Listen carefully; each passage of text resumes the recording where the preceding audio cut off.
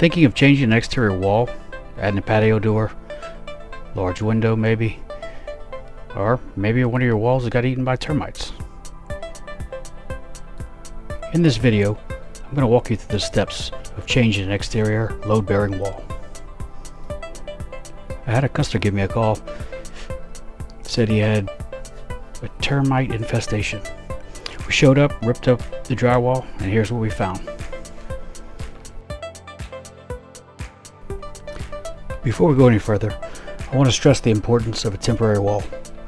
The International Residential Code does not tell you how to do temporary supporting walls, but ultimately you are liable for any damage or collapse.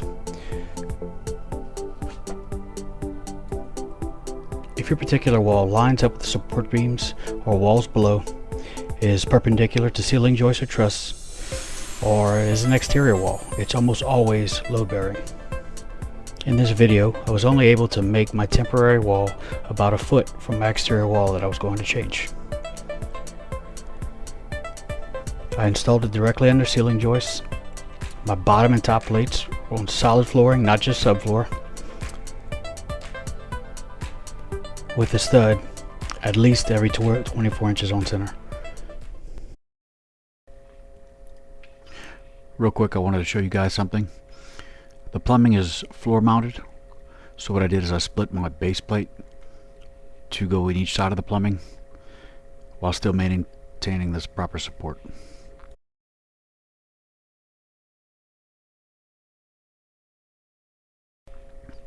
Alrighty, we're on day 2 here. We're going to start by finishing our support wall. We did not finish supporting all the way to the roof pitch in the center here. Let's get that knocked out.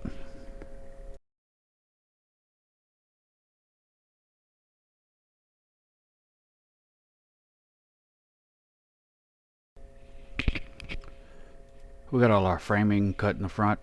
Literally just took a sawzall and knocked them out real quick. Get them out of the way with that bathtub being there.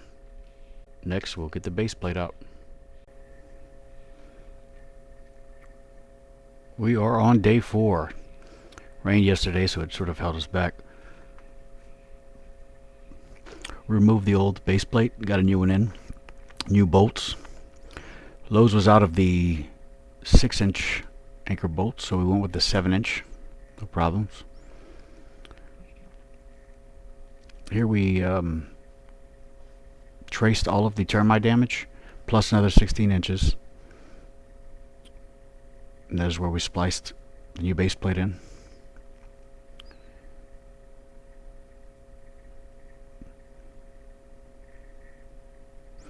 My guy's about to take the last piece out, and then we'll get started on rebuilding.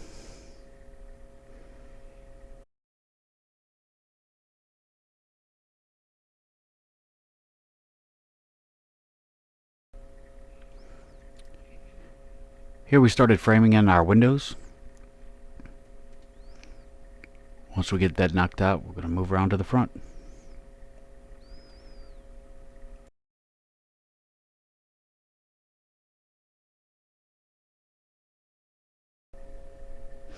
I think it's important to note when wrapping your house to use the eye-cut method for your windows.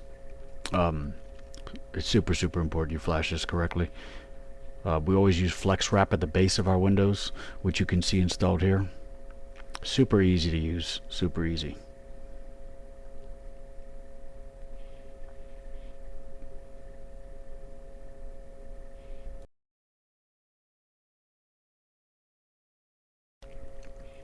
Here we have the starter strip installed right above the Z flashing.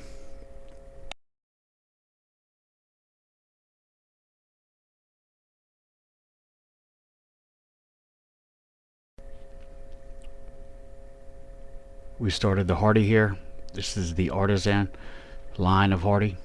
Super thick stuff, heavy duty. Ran our starter strip at the base and continued on up. What I like to do is mark my siding in pencil on the corners. That way I can make straight runs exactly the way it was before we ripped it down. Here is after we've floated the drywall that goes into the arch section of the house. The way I made this drywall fit was I measured it exactly and I slit the rear, making it real easy to bend. I forced it into position and screwed it down and floated it just like normal. It came out really nice, really nice.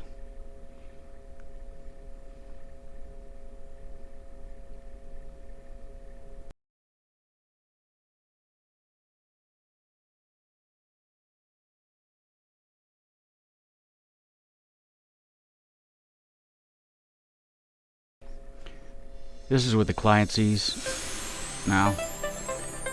Got all our hardy installed, all seams sealed, all nail holes filled and painted. Project took us about 9 days, beginning to end. Customer's extremely pleased. What I do here is I will go ahead and take that paint and I will wrap it around the corner, and I will continue forward to the left to make the paint a little bit more uniform and blend it better. If you just stop at the corners, it makes it a little obvious that there's new paint there.